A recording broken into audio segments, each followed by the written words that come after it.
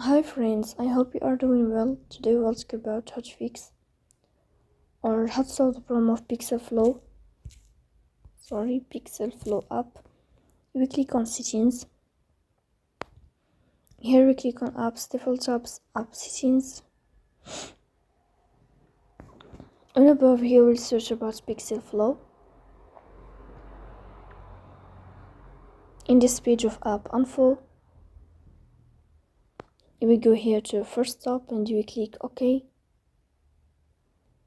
Then here we click on storage. In this page we click on clear cache. In the end you will turn off your phone and you will wait a moment to restart your phone again to fix that problem. So please don't forget to support us by like and subscribe. See you next time and thank you for your watching and your attention.